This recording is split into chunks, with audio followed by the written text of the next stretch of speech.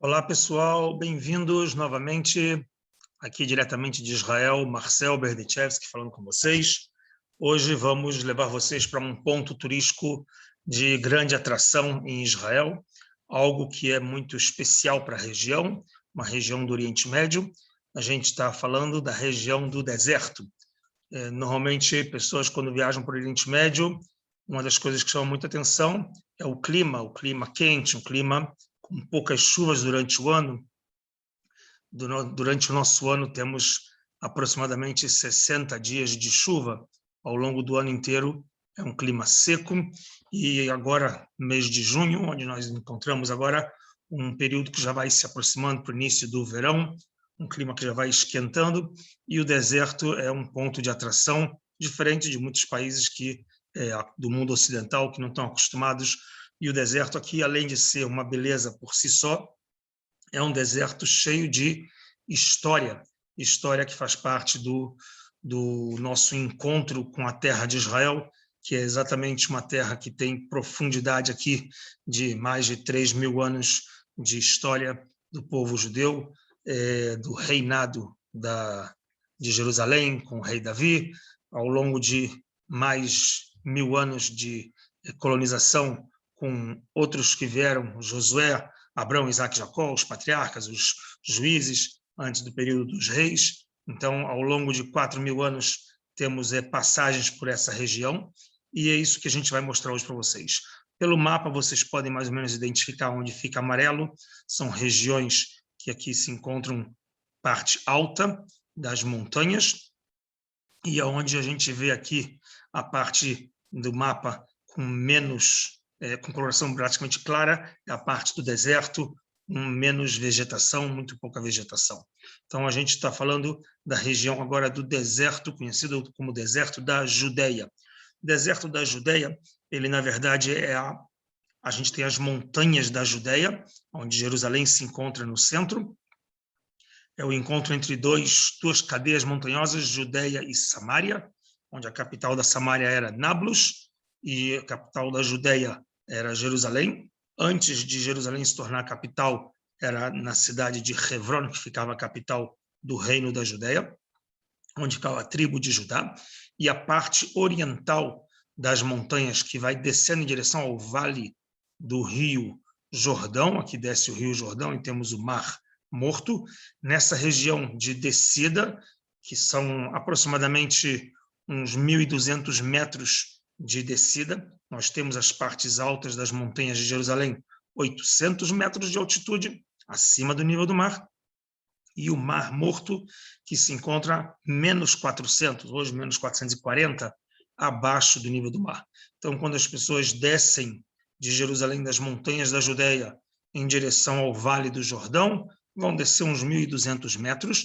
Nisso vai ter uma grande mudança climática, um fenômeno da natureza curioso, que é chamado um deserto às sombras de chuva, significa que chove nas montanhas da Judeia e da Samária.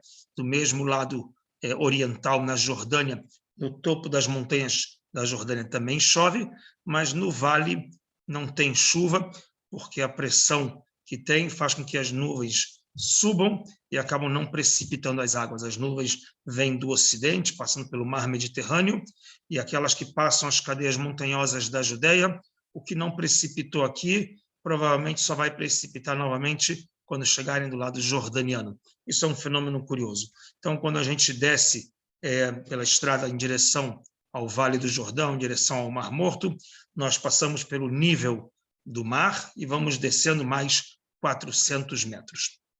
Historicamente, nós temos nessa região algumas cidades na parte alta, famosa, como vocês já ouviram falar, Jerusalém, Hebron, cidades históricas bíblicas do período do Reino da Judeia, cidade de Belém, também importante, temos na história bíblica Betlehem, e a cidade de Betel, também dos patriarcas, quando Jacó sonha lá, o sonho dos anjos subindo e descendo, ou seja, tudo isso faz parte dos montes da Judeia. E na região do vale a gente vai ter uma outra cidade famosa, a cidade de Jericó. Ou seja, quando a gente viaja para o deserto da Judeia, a gente pode já também incluir passeios que incluem cidades históricas com arqueologia, com histórias de arqueologia em Jericó, é falado de pelo menos 11 mil anos de civilização. Temos também pontos turísticos interessantes, como reservas florestais, uma das mais famosas em Gedi, onde também temos achados arqueológicos de períodos da época da Idade da Pedra. Depois temos o período da época da história bíblica, o rei Davi se refugia em En-Gedi. Temos vários e vários lugares com passagens bíblicas, mas a beleza em especial aqui está ligada com a natureza.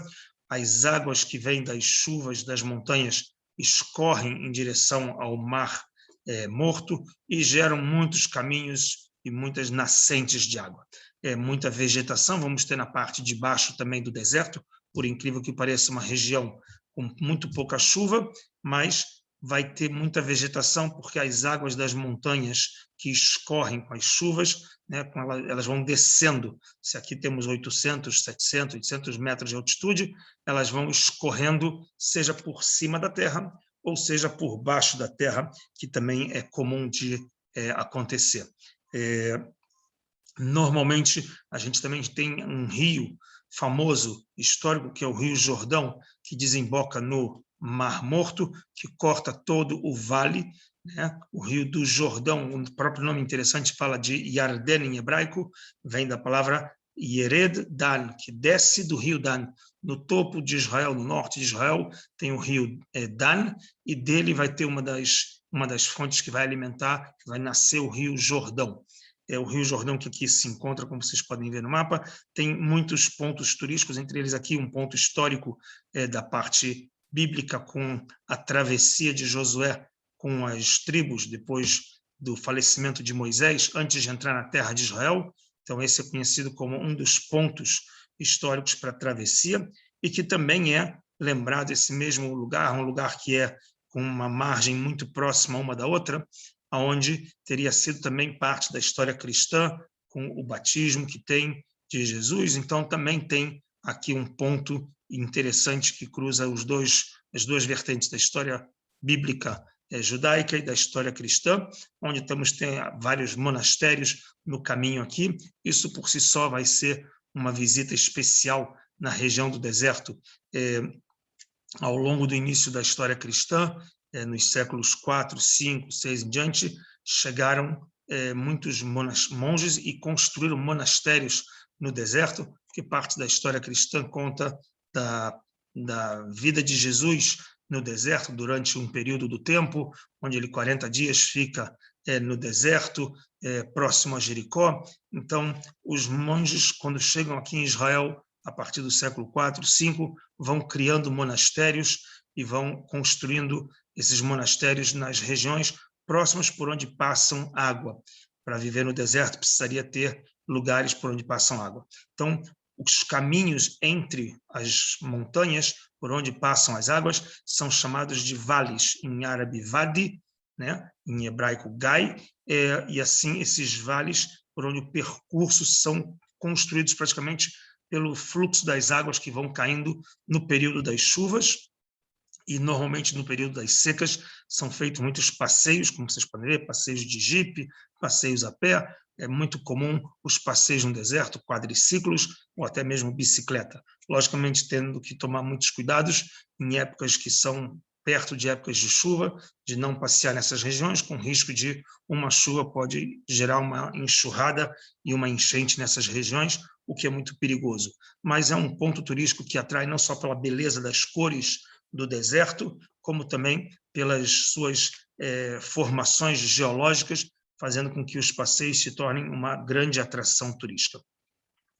A parte cristã é muito comum visitar, em especial o chamado movimento cristão ortodoxo, não o católico, onde tem muitos monastérios das igrejas gregas, em especial. A gente tem aqui duas dessas igrejas, dois desses monastérios, um conhecido no rio Qumran, na parte mais próxima do Mar Morto, que é o Mar Sabá, e temos outro aqui, o Monastério de São Jorge, no Rio Prata. O Rio Prata é muito histórico também, que a gente conhece do período dos profetas. O Rio Prata é citado em várias partes por onde os profetas saíam do caminho de Jerusalém, em direção ao deserto, era por esse rio Prat que eles passavam. Como vocês podem ver, a construção, parte das construções antigas na pedra, ou seja, na própria encosta da montanha, e ao longo dos séculos foi evoluindo e foi crescendo, então se tornou também um ponto turístico interessante, e a gente espera que em breve, quando abrir o 1º de julho, as fronteiras de Israel, a gente já pode receber turistas e já no período de verão poder levar vocês para conhecer um pouco da vida do deserto e o que o deserto oferece para a gente de história, de atrações e de aventuras, e a gente espera vocês aqui. Um abraço, se Deus quiser, nos falaremos na próxima semana.